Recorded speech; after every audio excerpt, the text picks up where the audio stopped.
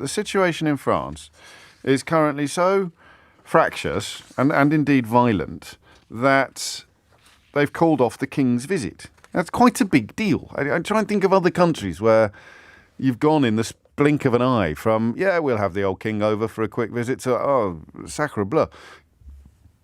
You better not come, mate. Things are really hairy over here.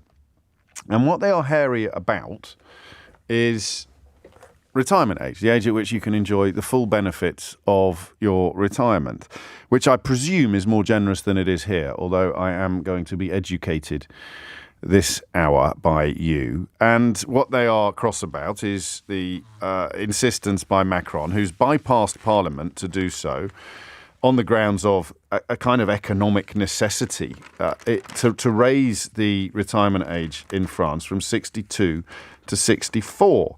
It's currently 66, if you keep up with such things in this country, and it was due to rise again, although in a rather grim illustration of the state of the nation, there are now suggestions that it won't rise again because life expectancy is coming down. So the nature of protest is what fascinates me. The role of protest in France is what fascinates me, because it falls to me to remind you once again that the government we currently have in Westminster believes that the laws in this country regarding public protest are too lax, that the jackboot, if you like, of state control over public protest should be brought down harder upon the windpipe of the population. And if you look at the UK in isolation, and forgive me, and you are a bit of an idiot, then you can probably understand or even feel some support for Priti Patel's idea that particularly climate change protesters should be treated a lot more harshly, even not violently necessarily, but certainly a lot more harshly than they currently are. And then you hop over to France and you've got over 1 million people taking to the streets in protest at something as straightforward and simple as a pension rise. So you'll have noticed I haven't got my question clarified at this point. I kind of just want to say something vague and then ask you to crystallise it, ask you to clarify it. And I think I know what vague question I want to ask you. My only reservation at this point is how many people listening to the programme will be qualified to answer it. But if you remember when we were doing our Brexit phone-ins, there were days when I confined all calls to the continental Europe. You weren't allowed to, well, you were allowed to, but you didn't. We had switchboards groaning under the weight of calls from every corner of Europe. I'm confident-ish that we can do the same today with France. So, public protest is the question. The relationship between public protest and politics. I want you to, if you can, explain to me the key differences, the crucial areas of difference between, I'm going to say England at the first hurdle rather than Britain, between England and France.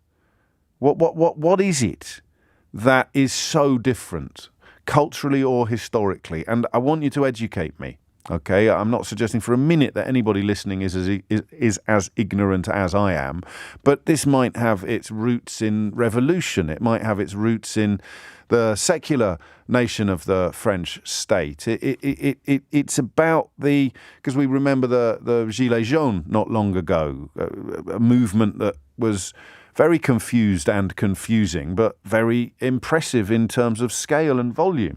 As I glance at the screen in the studio at the moment, there are braziers burning on the streets of Paris, and I think in one southern city they set fire to the town hall.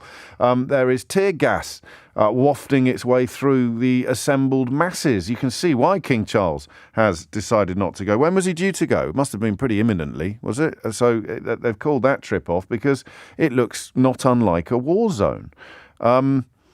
What intrigues me is this difference in population, the differences between the French and the English when it comes to public protest, because they do it an awful lot, and they do it on a much grander scale than we pretty much ever do. I like the tradition of peaceful protest in this country, but it is rather different to the tradition of protest in France that almost looks violent, often looks close to violent. So that's what I want to understand. There's something in the DNA.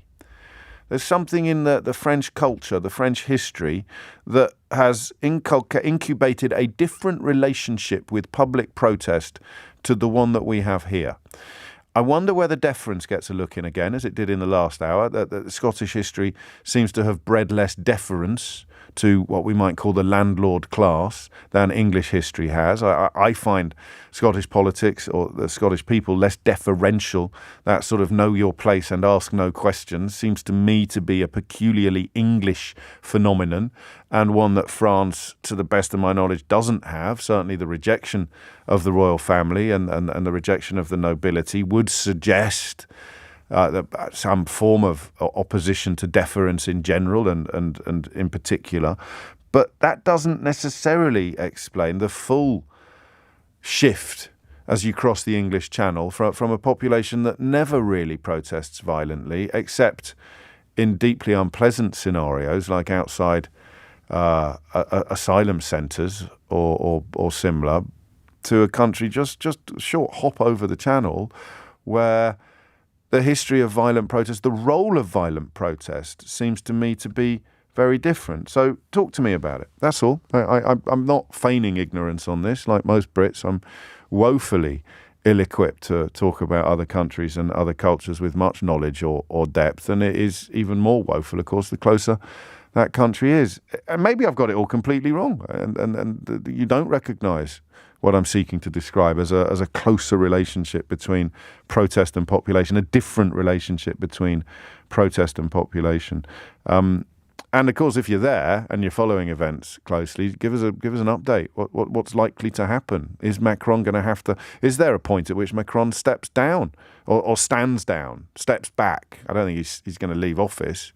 But the idea that he has forced this legislation through Parliament or forced it into the statute books, bypassing votes, it does look from the outside pretty egregious. 2 words, says Robin Leeds, Madame Guillotine.